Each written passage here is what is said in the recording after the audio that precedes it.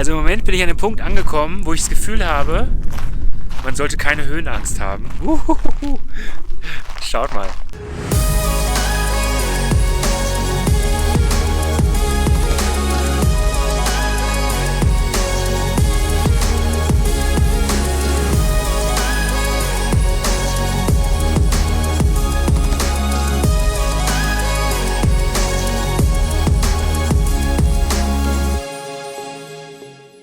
Teneriffa ist dafür bekannt, dass man gut wandern kann.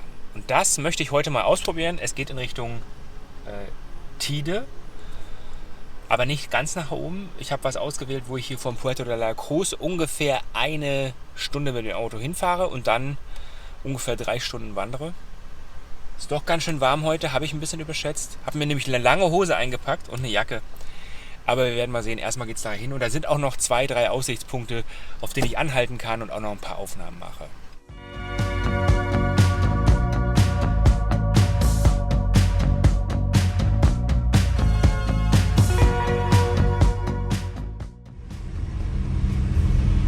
Ganz schön steil hier.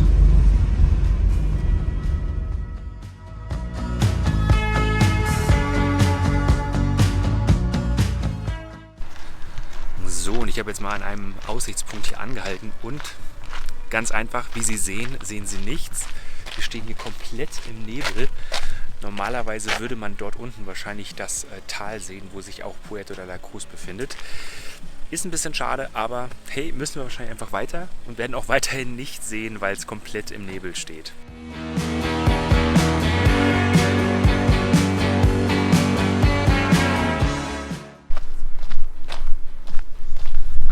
So, und jetzt kommen wir hier, glaube ich, an einen Ort, wo es schon ein bisschen mehr Ausblick gibt. Gibt zwar auch viele Wolken zu sehen, aber hier aus einer Perspektive, die ganz schön geil ist. Schauen wir uns mal an.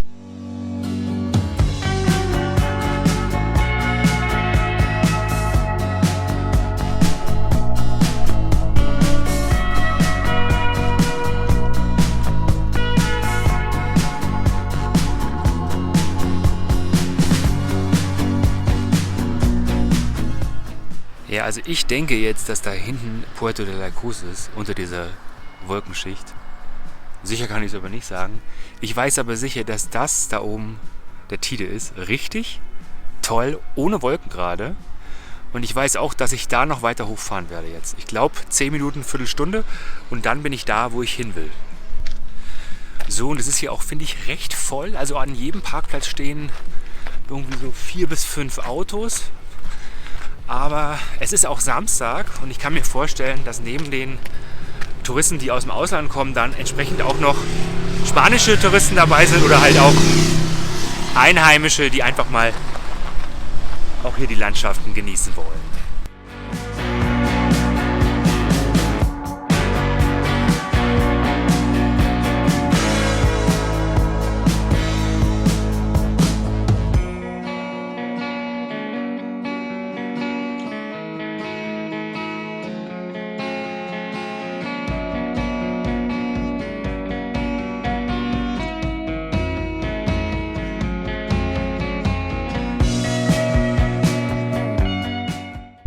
So, ich bin jetzt angekommen hier auf einem Parkplatz. Vermutlich, wenn ich der Karte trauen kann, geht da hinten los. Die Beschreibung bzw. die Karte zu der Wanderung, die ich jetzt mache, die verlinke ich euch auf jeden Fall unterhalb der Videobeschreibung. Und ob sie mir gefallen hat, kann ich euch natürlich erst dann sagen, wenn ich sie gemacht habe. Ich starte jetzt erstmal. War jetzt doch direkt die falsche Richtung. Wieder vorbei an dem Bus. Und dann hoffe ich, dass ich gleich die richtige Richtung hier finde. Also irgendwie habe ich direkt schon den Eingang verpasst. Hätte hinter dem Restaurant hochgehen müssen. Oder vor, wie auch immer man das sagen will. Jetzt gehe ich hier hinter hoch. Ich hoffe, das funktioniert auch. Sieht ein bisschen mehr nach Action aus hier. Aber ja.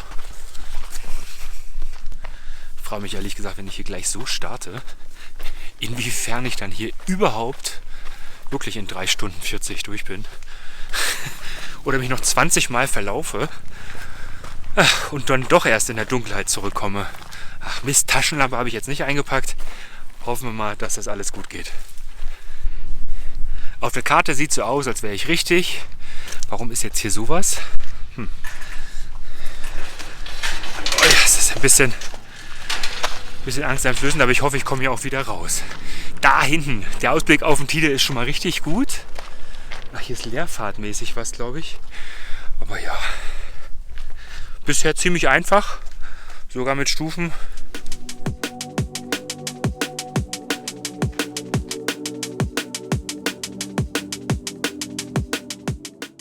Was echt geil ist, man kann hier auf so Schildchen eine Menge auch über die Pflanzen lernen, die es hier gibt.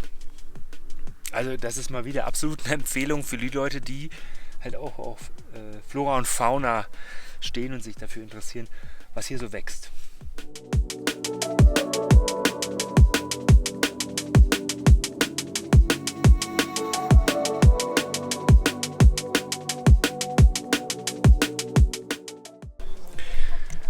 So, und hier geht es dann richtig los.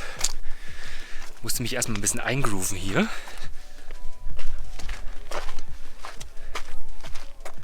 Und ich glaube, mein Weg geht tatsächlich erstmal links lang. Also besonders sportlich muss man für diesen Track wahrscheinlich nicht sein. Ich habe jetzt schon sehr, sehr viele ältere Menschen gesehen. Ist natürlich schön. Gab sogar Bereiche, wo für Rollstuhl ausgestellt war. Finde ich natürlich auch toll. Aber ja, bei mir macht es dann vielleicht die Strecke. 12 Kilometer oder fast 13. Das haut hoffentlich ein bisschen rein und ist auch ein kleines Fitnessprogramm. Wie sieht es denn bei euch so aus? Geht ihr gerne wandern, wenn ihr im Urlaub seid, oder doch lieber an den Strand? Auf Teneriffa geht ja beides. Und ich habe schon überlegt, eigentlich hätte man so eine halbe Woche im Süden und eine halbe Woche im Norden machen müssen. Naja, was ich auf jeden Fall schon mal richtig geil sehe hier ist Tide. Super cooler Ausblick und auch schönes Wetter, so dass man einen tollen Blick drauf hat. Von meinem Hotel aus heute Morgen war das noch ganz schön diesig. Da bin ich mal gespannt, was es da noch so für Ausblicke gibt. Ich gehe erstmal weiter, setze die Sonnenbrille wieder auf, denn es ist ganz schön sonnig heute und das finde ich natürlich super.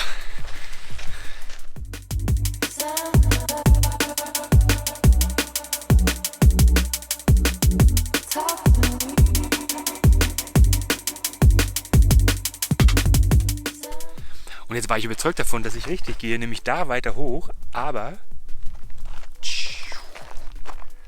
da geht's lang, da wo die Nummer dran steht. Gar nicht so einfach, wenn man keine Nummer lesen kann.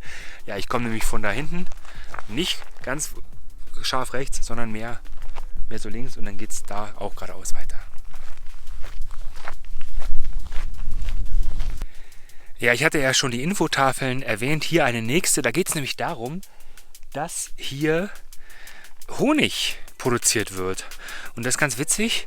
Die traditionellen Honigbeute heißt es, glaube ich, oder? Im Deutschen.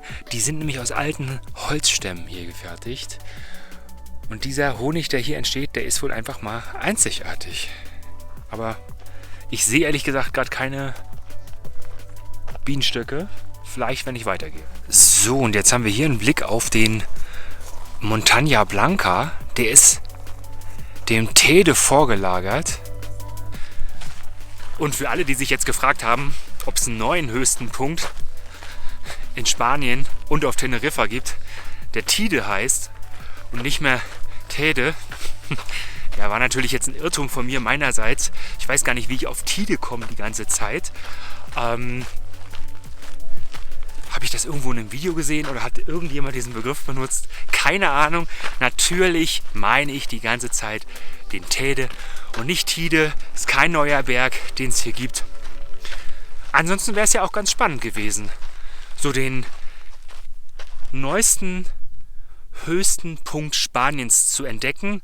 Und das sogar hier nicht weit vom früheren höchsten Punkt Spaniens, dem Tede, nämlich der Tide. Oder so.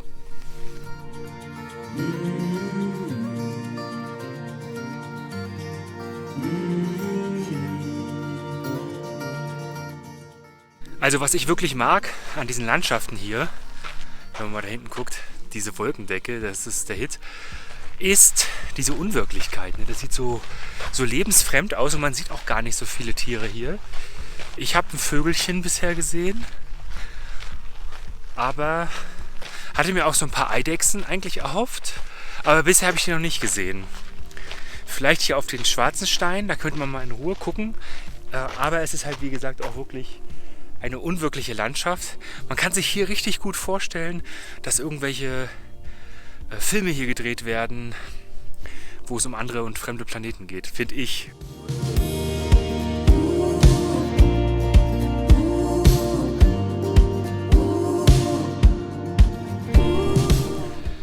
Also wenn ich jetzt mal einschätzen sollte vom Schwierigkeitsgrad her, muss ich ganz ehrlich sagen, die Strecke ist, es gibt ein paar steile Passagen und ein paar Passagen, die ziemlich gerade sind, wie diese hier zum Beispiel auch, aber es ist nicht super schwer. Ich merke meinen Rücken gerade ziemlich doll, liegt aber auch daran, dass ich gestern Morgen ein ziemlich hartes Workout gemacht habe und mich dann abends habe massieren lassen und das war, weiß nicht, ob das so gut war ganz schön heftig, diese Massage. Am Startpunkt war eine ältere Dame, was nicht heißt, dass sie nicht fit ist, aber die war ganz sicher schon 70 und sah schon ein bisschen zerbrechlicher aus. Ich weiß nicht, ob die vielleicht eine kürzere Strecke nimmt oder, keine Ahnung, also wenn du neue Hüftgelenke hast, vielleicht eine ganz neue Mobilität, ich weiß es nicht, aber ich würde schon eine gewisse Grundfitness hier für diesen Trail auf jeden Fall empfehlen und auch festes Schuhwerk. Flipflops gehen sicherlich notfalls auch, aber würde ich eigentlich nicht empfehlen.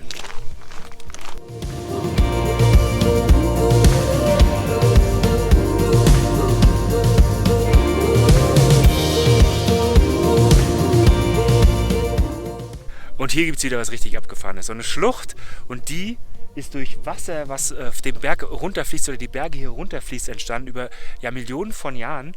Und es sieht richtig krass aus, wird auch noch viel tiefer die Schlucht da hinten. Und hier seht ihr richtig, wie das so ausgespült wurde. Ja, und hier oben der harte Stein übrig bleibt letztendlich.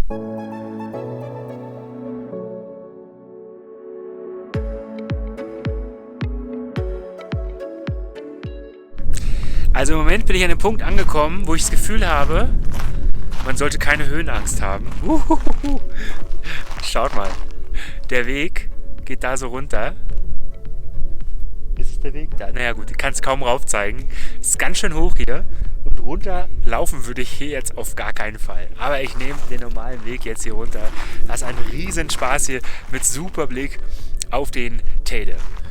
So, meine Temperatur zeigt hier 11 Grad an. Das verwundert mich ein bisschen. Ihr seht ja, ich bin im T-Shirt unterwegs. Ich habe zwar meine Strickjacke eingepackt und ich finde es auch relativ kühl, aber ich habe das Gefühl, wenn ich jetzt die Strickjacke anziehen würde, würde ich sofort schwitzen. Weil die Sonne hier auch ganz schön knallt, würde ich mal sagen. Also ich glaube, ich weiß nicht, ob vielleicht die 10 Grad gemessen oben auf dem Teide sind oder so. Weil hier, also unter 15 Grad, würde ich sagen, sind es hier nicht, sonst könnte ich ja hier nicht so rumlaufen.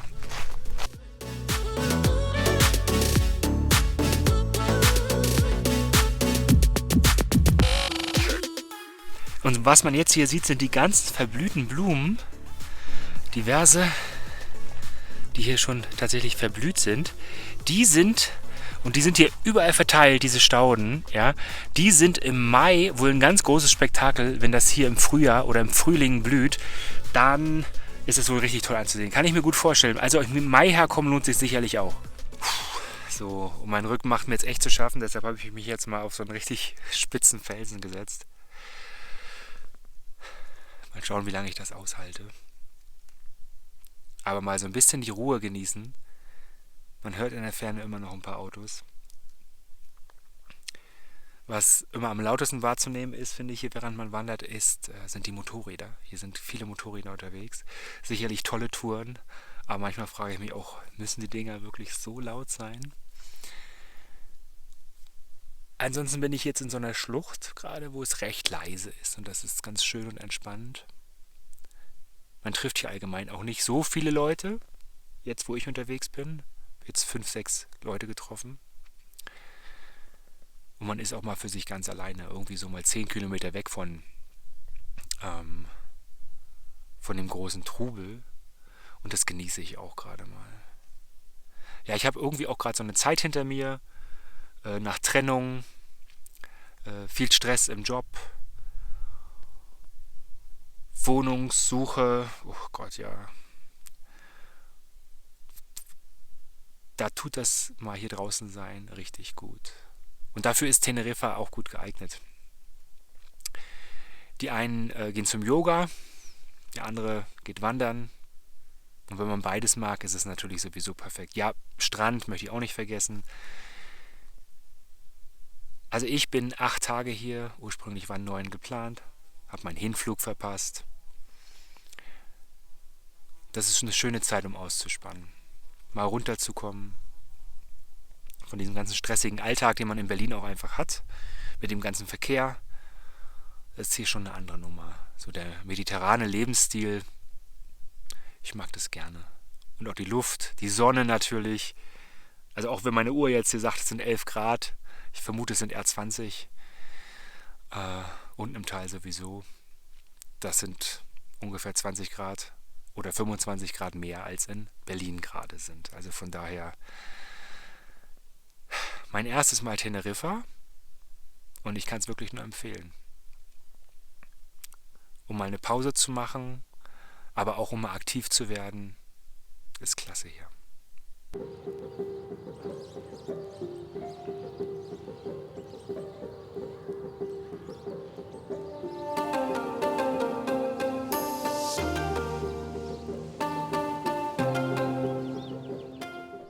Ja, und um mal ein bisschen Werbung in eigener Sache zu machen, in Deutschland mag ich es sehr gerne, vor allem im Frühling und im Sommer.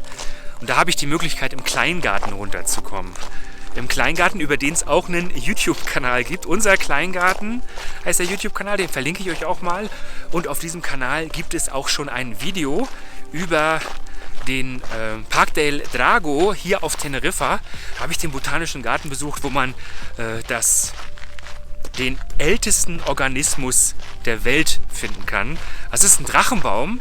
Er sieht auch echt krass aus und hat eine wirklich, wirklich lange Geschichte. Da schaut gerne mal vorbei. Das Video verlinke ich euch auch mal. Also wie gesagt, wenn ihr mehr Videos von mir sehen wollt aus der häuslichen, gärtnerischen Umgebung in Berlin, Pankow, dann schaltet auch gerne da mal ein.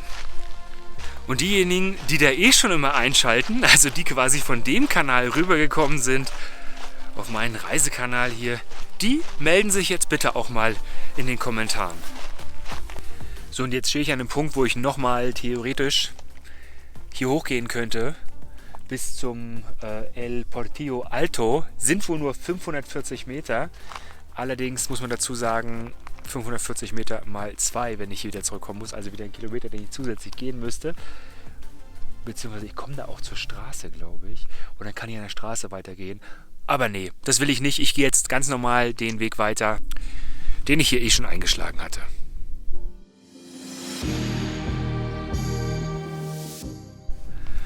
Und jetzt geht es langsam wieder zurück zum Startpunkt. Das heißt, ich glaube, um die Ecke steht mein Auto. Ich bin ja durch dieses kleine Dings da durchgewüselt. Und hier ist eigentlich auch noch eine kleine Schleife, die ich gleich laufen werde. Da sieht man wieder die Wolken und das Tal so schön. Also es ist nicht mehr weit.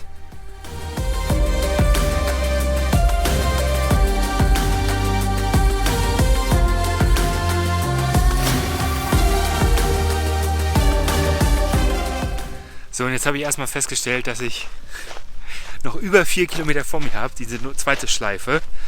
Und da muss ich jetzt, glaube ich, auch wirklich mich ein bisschen ranhalten.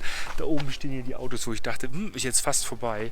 Aber wie gesagt, ich habe jetzt 8,5 Kilometer hinter mich gebracht und 4,5 habe ich jetzt noch. Also da muss ich mich jetzt mal ein bisschen ranhalten. Nicht, dass ich hier noch Sonnenuntergang und so, ne?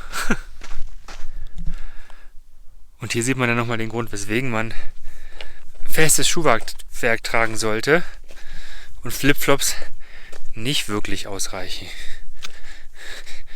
Gibt nämlich auch immer mal wieder so kleine Kletterpassagen. Und ausgerechnet auf der Straße gehe ich jetzt falsch. Bin ich falsch abgebogen. Muss da hinten runter. Nicht schon wieder hier hoch, wo das Auto steht. Jetzt scheint ich auch wieder richtig zu sein. Hier ist ein Plan. 1 Stunde 30. Oh Gott. Ja, dann wird es hoffentlich noch nicht dunkel sein. Ich muss mich jetzt mal ranhalten. Hier sind wieder Treppen, auch nicht schlecht. Ja, Mann, aber verpassen will ich diesen tollen Ausblick über den Wolken natürlich auch nicht. Naja, dann werde ich mich jetzt einfach mal ein bisschen beeilen müssen und hoffe, dass ich schneller bin als 1,5 Stunden. You shine like gold, so selfless to all, and wild like an animal. Ja, die letzten Kilometer, die gehen sich wirklich recht gut. Der Weg hat sich nochmal gelohnt, denn der Ausblick, also klar, auf Täde wie gehabt, wobei nicht mehr ganz so klar wie vorhin, aber was jetzt richtig geil aussieht, sind die Wolken. Wir sind über den Wolken. Das sieht echt cool aus. Also, das kann man richtig genießen. Hier ist jetzt auch niemand weiter in diesem kleinen Gebiet. Ich glaube, weil es irgendwie so ein kleines Add-on ist zu diesen 8, 9 Kilometern, die man vorher schon hatte. Ich werde jetzt die letzten Kilometer auf jeden Fall noch sehr genießen.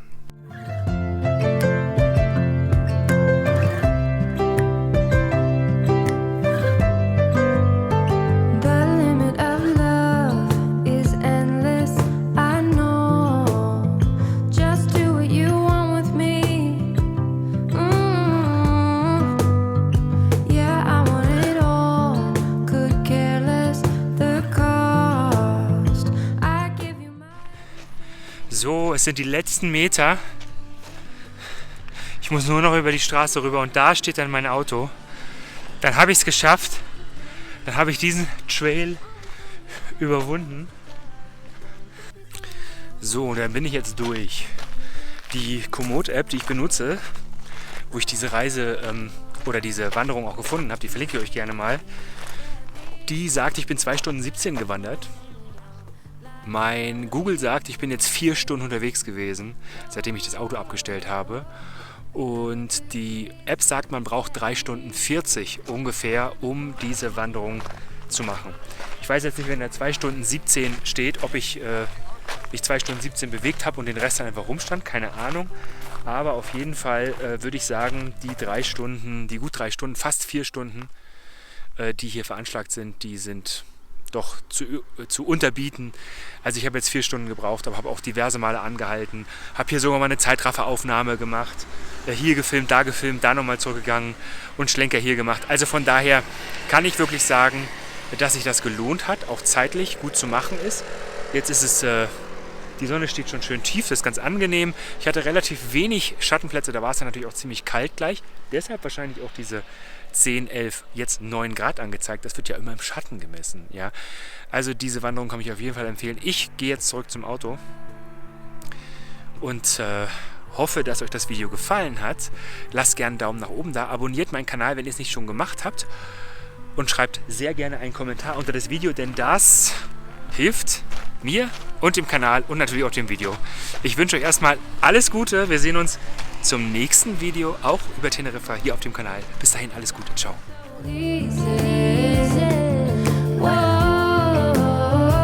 You love me to pieces, yeah, I need it. Won't you